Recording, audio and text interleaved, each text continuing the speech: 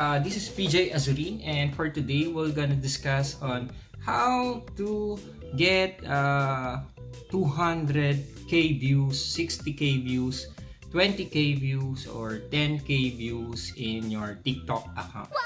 So Congratulations! today we're gonna discuss it, and hopefully you'll learn from it.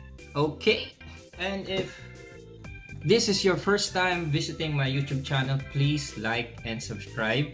And you can also join my channel membership, PJ Azurin. Just click the join button. Okay, let's go. If you're looking for a platform, if you're a content creator and if you're looking for a platform where you want to express your creativity or your creative side, and it's very easy to create videos right on the spot, and you'll just want to gayahin or duplicate or just copy the dance, the song, lip sync it, or create your own videos, you may consider creating your TikTok account.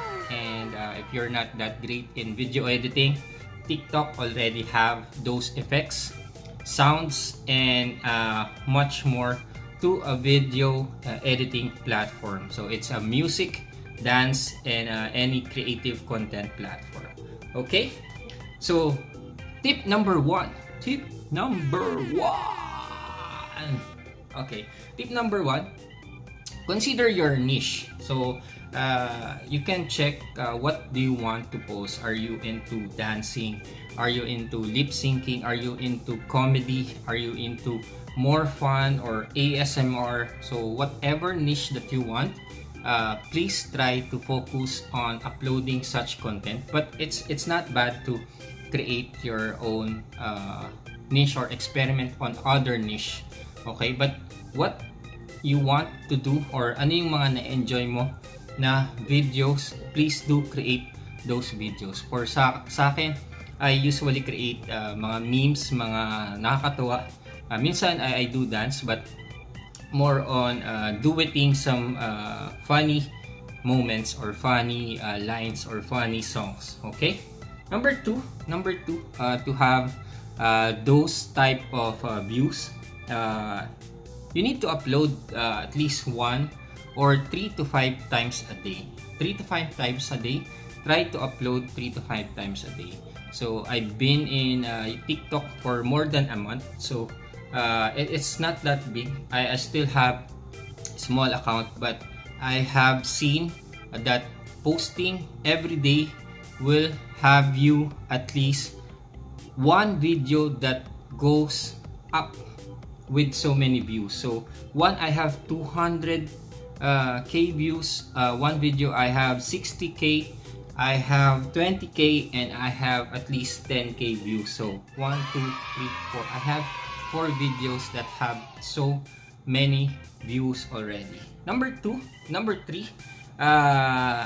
check the trending videos, trending hashtags, trending music that most people are using, and do it as well. So either you do a duet, do a reaction, or create your own video using those trending music, hashtags, or any videos that you see that normally comes up to your FYP page.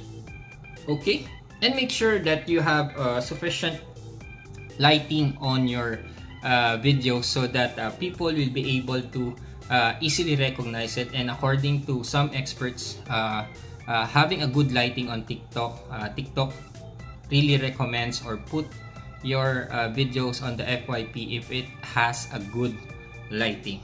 Okay, so some people also invest on buying a ring light so that they are well lit. Another is they go to bathroom or the CR, because it has a well lit place, and then sometimes they go outside or just beside the window, like this position right now. Okay, and also there's also some studies that this table has the recommendation on when to upload. Yan, when to upload every day, each time of the day on the EST format. So US East Coast time. You can follow it as well, or you can check if it's effective or not. And another tip is turning into a pro account. Turning into a pro account will have you the analytics feature where you will be able to see, hey, what are the trendings, what are the combination of viewers or followers that I have. Do I have more female or more male? Do I have audience that came from different countries? Okay, and what are the trending videos that I have? So I truly suggest, I highly suggest that putting or turning that analytics on by turning into a pro account. Okay, and last but not the least, is any videos that you have. If there are comments on your videos, please try to heart it or like it and respond to it as well. So on one of my 200,000 views of a video, as much as possible, whenever someone commented on that video, I try to respond. I heart.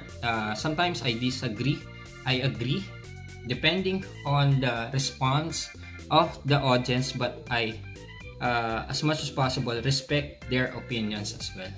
Okay, and to summarize it, focus on your niche. Upload 3 to 5 times a day, or at least once a day. The music, hashtags, the lightning, sakay tayo sa trending, and time to upload as well. So on the table that I presented earlier, turning into a pro account, and last but not the least is fan interaction. So I hope you'll be able to learn from this, and I hope you'll have videos that have at least 200,000 views or more. Okay, and I hope this will help you in your beginning of your TikTok account. Okay, and last item is just enjoy your TikTok.